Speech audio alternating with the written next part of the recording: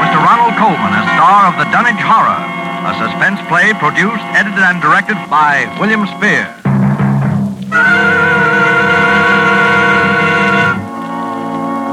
Come in, Dunwich, Massachusetts. Come in, Dunwich. Good evening. This is Henry Armitage. I'm speaking to you for... Dr. Rice, please close the window. I'm speaking to you from my laboratory on the slopes of Centennal Hill near Dunwich, Massachusetts. Present with me is Dr. Warren Rice, my distinguished colleague from Miskatonic University. We are now about 100 yards from the summit of the hill, which is crowned by a huge table-like stone set in the center of a circle of stone pillars, a place of prehistoric worship. A moment ago, you may have heard the dogs of Dunwich Township barking, as we have heard them for 3 days and 3 nights. Dr. Rice and I know the horror which their barking portends, but the purpose of this broadcast is to make this unbelievable horror believable to you. I hope for your sakes and ours we are successful tonight. It is the eve of All-Hallows.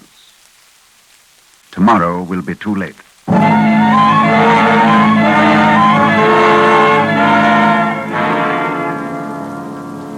Our time tonight is very short, so I'll speak only of those more recent events which, believe me, may culminate at any moment in a climax too frightful to wholly contemplate.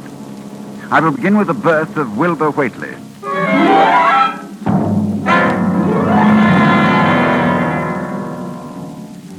It was the night of February the 2nd, 1921, Candlemas. Toward dawn, when Lavinia Whately, a deformed albino woman about 35 years old, gave birth to her dark, goatish-looking son in the crumbling Whately farmhouse northeast of the village. No one attended her. No doctor or midwife. No one was with her, except her aged, half-insane father, who was known as Wizard Whately. So Wilbur came into this world under heaven knows what incantations, what appeals to what power. A week later, Wizard Whately drove his sleigh into Dunwich village and reported the event to a group of loungers in Osborne's general store. Hey, your grandson got yellow hair like Lavinia, Wizard? No, takes after his father more. He's dark. You never spoke of who his father might be now, did you? Oh, you'll know his father when the time comes. Oh, Lavinia's read and seen some things the most of you only talk about.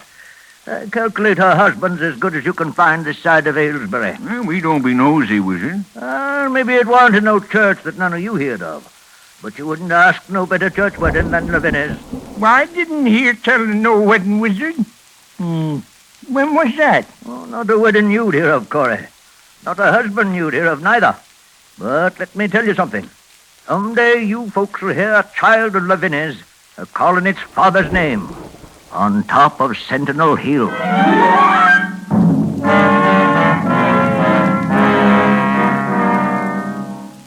Prophecy? Or idle boasting by an insane old man? No, I know I ask a great deal when I ask you to believe that the arrival of an infant into that house of dire poverty and squalor could possibly constitute a horror and a threat to all our known world. Yet it has an earthly history. Perhaps through this history, you will be able to give it credence. Wilbur Whately's growth was uncanny. But even if he had been an average child, he would have become, in time, an unnatural being, for he was surrounded from the first by the most malign influences. There was his grandfather, old Whately, Wizard Whately, who each Halloween climbed Centennal Hill to the great circle of stone, and while the hills shook, stood holding a great book open on his arms and shrieked into the wind. Shrieked.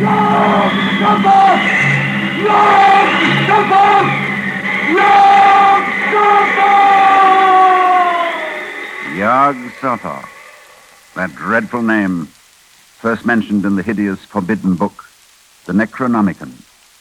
And this Wizard Whately was Wilbur's teacher.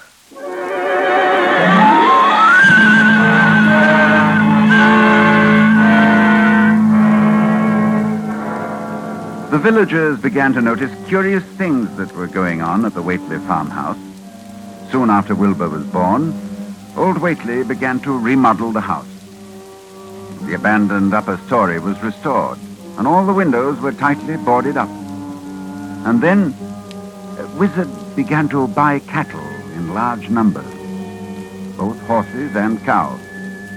Yet the livestock on the farm didn't seem to increase. Young Lem Brown was one day curious enough to creep close to the house to count the Whately herd. Dr. Armitage, there warn't more'n 12 cows, and them thick. Looked like they had the blight and funny wounds on 'em, like cuts. I heard something, too, in the top part of Wizard's house. Something like water slapping inside, only big like a sea.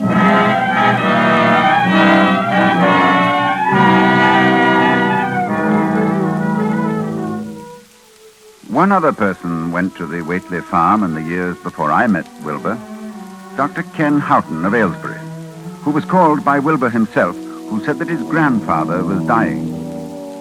Dr. Houghton found the old man in a bedroom on the ground floor, and Wilbur with him.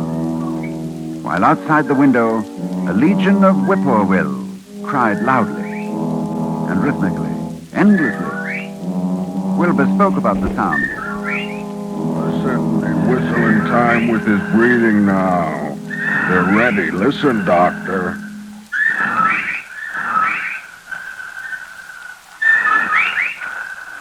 They know his soul's going out. They're waiting. Yes, Wilbur, that's an interesting superstition. Late in the year for them, too. When he goes, if they catch him, they'll keep laughing till break of day. If they don't catch him, they'll quiet down.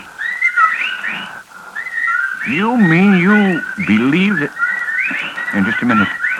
I think he's conscious. Yes, the birds changed when his breathing changed. Like I say. Willie! I'm here. More space, Willie. Remember, more space soon. Yes, I'll build it. You grows, but that grows faster. It'll be ready to serve you soon, Willie. I know. But remember, when it's time, you open up the gates to Yog-Sothoth with the long chant, the one on page 751 of the book. But mind you, feed it enough, because if it gets out before you opens to Yog-Sothoth, it's all over. It's no use. He's going now. He's dead, Wilbur. Listen.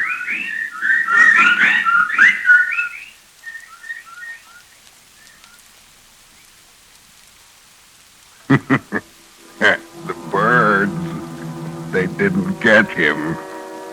Yes, he's free. He's gone.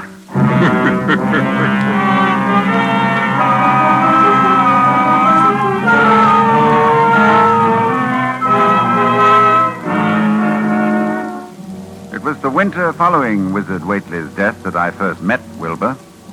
He came in person to the library at Miskatonic University to consult a copy of the hideous Necronomicon, which was kept there in its Latin version, as printed in Spain in the 17th century.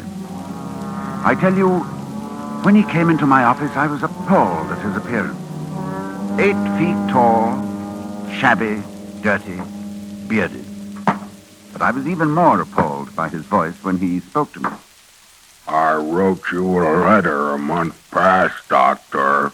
I wanted a loan of the book. Well, that's a book that's never loaned from this library. I doubt if it is from any library. Well, I have to see it then. Oh, very well. It's kept right here.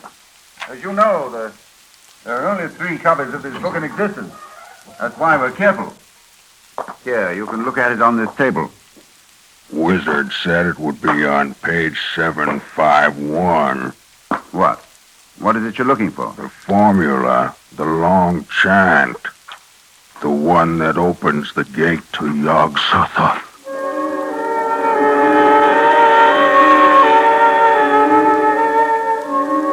I felt a wave of fright as tangible as a draft from the tomb. It seemed somehow like the spawn of another dimension, like something only partly of mankind, linked to black gulfs beyond all spheres of force and matter, space and time. And presently he raised his head and spoke again. It's here, all right, but I'll have to have a copy. Oh, that paragraph there? I don't know. Do you know Latin, Doctor?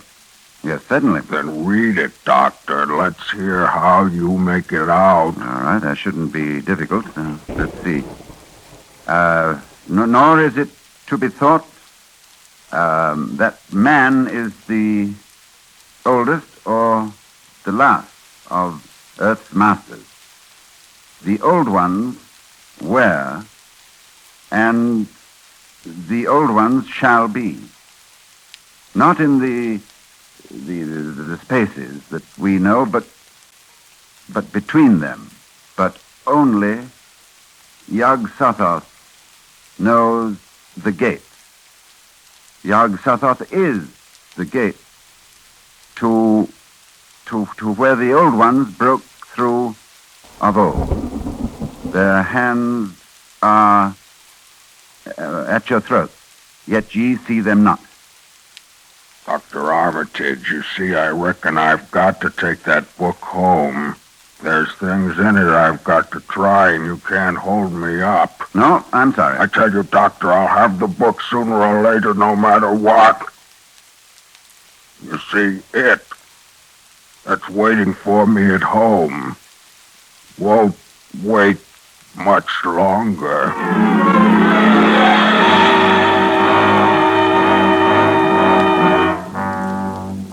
It was a week later that I was awakened suddenly by the fierce yelping of the great watchdog on the campus, followed by a sound from a wholly different throat, a scream.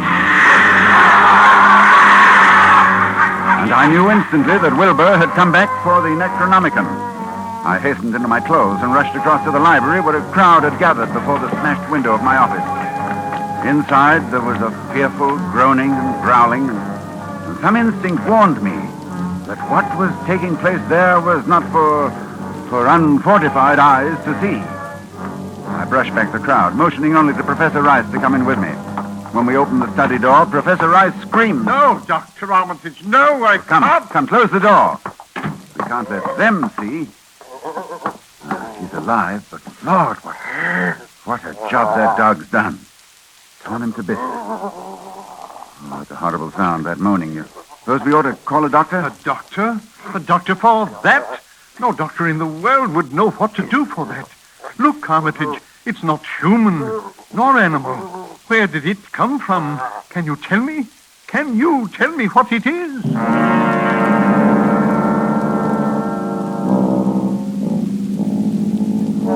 No, I couldn't tell what Wilbur Whately was. The thing that lay half bent on its side in a pool of greenish-yellow stickiness was 9 feet tall. The dogs had torn off all the clothing and some of the skin.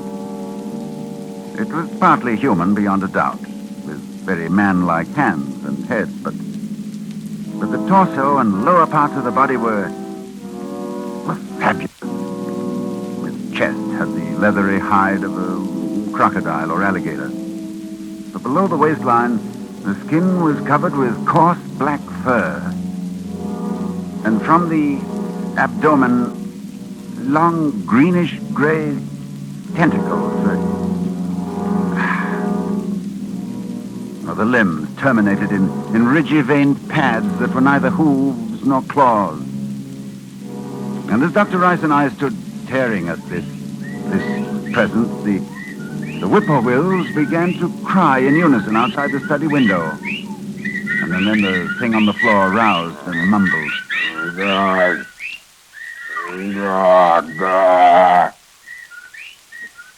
Yog-Sothoth. Yog-Sothoth. Armitage, in heaven's name. Listen. The whippoorwills. Listen. He's dead now. Look, Rice. Look what's happening. He's disintegrating. Of course. Fast, too. Fading away. But he isn't made of matter as we know it on Earth. I guess he took after his father. So there'll be nothing left. His father? What was his father? I daren't think.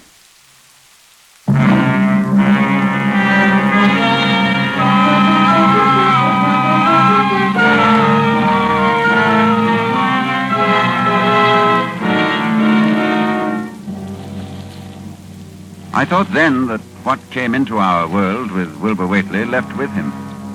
I forgot what he himself had told me of it, which was waiting in the sealed house Wizard Whately had built, where the cattle were driven to disappear. But Wilbur Whately left a diary, written in a strange alphabet resembling Sanskrit, and I worked off and on for weeks to decipher it.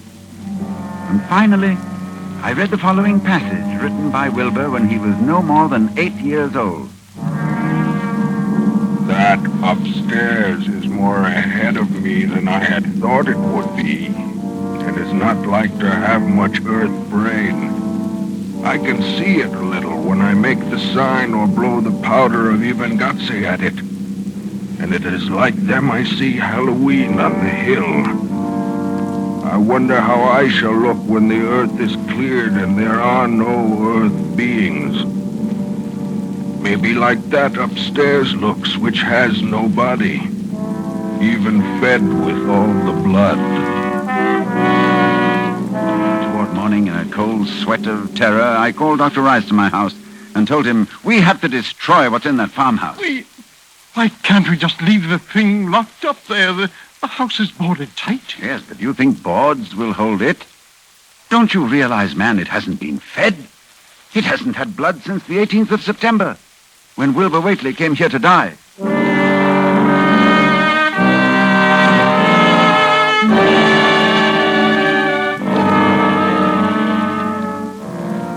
We left for Dunwich that night, and we've been here on Centennal Hill ever since, working desperately to discover the formula in time.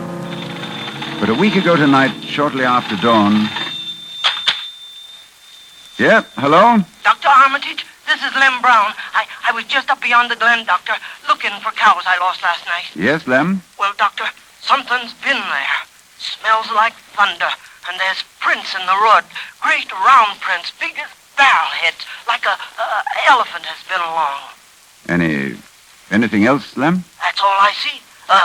Except bushes and trees pushed back from the road, like a house was drug along. Did you hear anything? Yes, long toward morning, I heard a sound over toward Whately's place, a kind of ripping or tearing of wood, like a big box was being opened up. Chancey, you heard it too. Lem, who lives nearest the Whately farm? Why, that'd be Elmer Fry's place. Oh, he's on this line too, isn't he? Hang on and I'll ring him.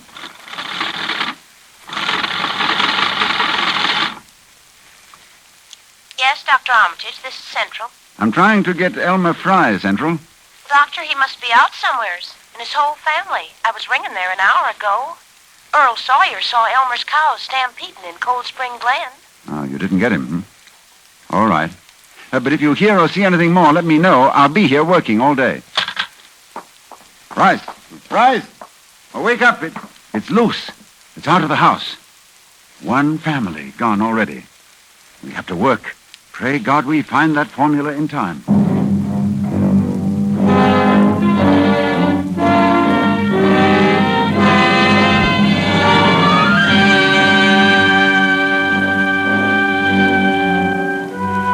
A week since it broke loose.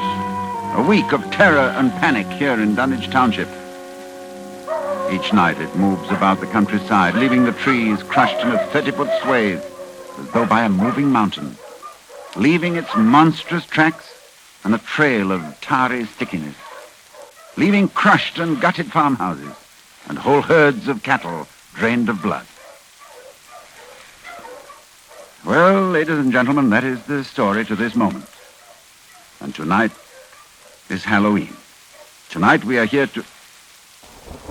Just one moment, please. Dr. Rice, did you hear something? With the window closed, no. Well, we'll throw it open. I thought so. Listen. A sound from 1,000 bending trees. A sound like the sea moving across a forest. Yes. Yes, it's coming here, of course. All-Hallows, it comes to Centennal Hill. Dr. Rice, I'll try the formula and the powder from the altar stone. I want you to stay here at the microphone and report what you see. Very well, Dr. Armitage. Oh, wait a minute before I go. To any scientists who may be listening to me, if I fail, there is a possible alternative formula in Falconer's Mystical Formulae of the Middle Ages on page 24. Listen. Well, there are the whippoorwills. I better get out there. Take over, Dr. Rice. Yes, I'll do as well as I can, Armitage. Good luck.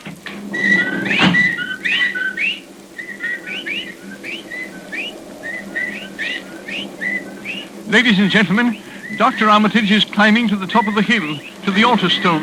I can see him plainly, for the moon is high and the night clear. Down the hill, toward the dark village, I can see the grasses and shrubbery bending down, marking the monster's ascent. It moves quite fast, and I feel a proximity to phases of being utterly forbidden. Now, Dr. Armitage stands now on the altar stone and is holding the powder which, if the books are correct, will make this thing for an instant visible. It is quite close to him now, perhaps 20 yards or less. He lifts his hands, he flings the powder in a wide arc. I can see, oh, no, no!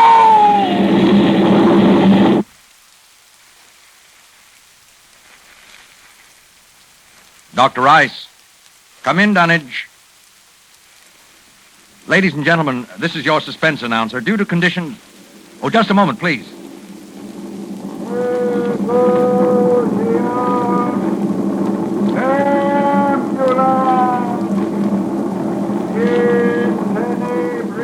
One moment, please. Dr. Rice, can you hear me? Yes, I can hear you. Yes, for a moment I was overcome when I saw... Ladies and gentlemen, perhaps you can hear now the incantation of Dr. Armitage. Listen.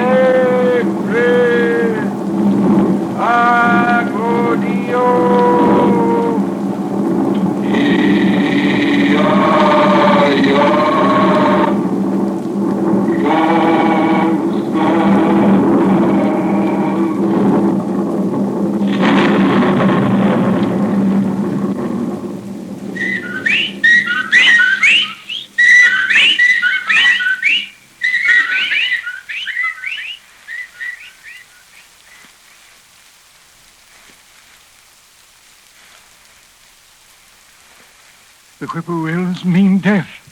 And Dr. Armitage is walking back here now. So we know that whatever it was, it is gone. It is dead. We can be thankful indeed. You see, I saw Dr. Armitage. Yes. Did you see it, Dr. Rice? I saw it, Lord, yes. What did it look like to you? It looked Here. like something made of squirming ropes, but bigger than a barn and shaped, well, like an egg, and dozens of legs, like barrels that half closed when it stepped, and nothing solid about it, and at least 15 or 20 mouths or trunks opening and closing, but what was it? Oh, a kind of force. A kind of force that doesn't belong in our part of space. Did you notice the half face on top? Half face, like a human face. Yes, very large, but yes, quite human. And quite like Wilbur's, like all the Whateleys. Then it was... That's right. It was Wilbur's twin brother. And you saw what 3 weeks' growth had done. And it was the child of Lavinia's who called its father's name on Centennal Hill, as Wizard Whately prophesied. You heard it calling, Yog Sotho. Ladies and gentlemen, this night is over. It is All Saints' Day. May heaven bless us all.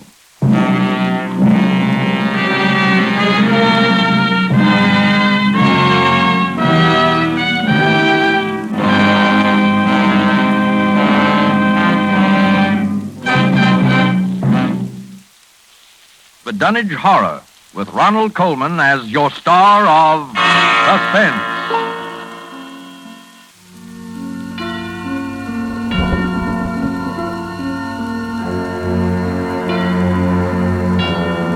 This is the Man in Black. We'd like to thank you for tuning in to this episode of Suspense Please hit the like, subscribe, and notification bell so that we can continue to keep you in suspense.